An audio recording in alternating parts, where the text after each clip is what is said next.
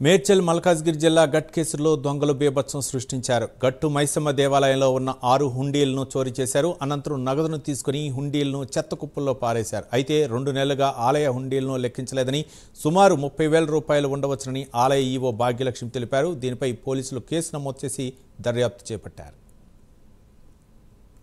గట్టేశ్వరం గ్రామంలో వేయించేసినటువంటి గట్టు మైసమ్మ దేవాలయంలో గత రాత్రి ఆలయంలో దొంగలు పడ్డారు.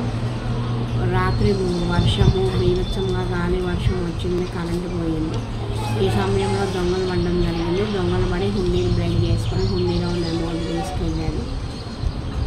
సోమవారం రోజు హుండీలు విప్పుటకు ఏర్పాట్లు చేసుకుంటున్నాము మేము. ఈ ఏర్పాట్లు చేసుకుంటుండగా ఇలా జరిగింది. సుమారు 30,000 పోయి ఉంది. వారి మీద అనుమానం ఉందా మేడం? అనుమానం అంటే ఇక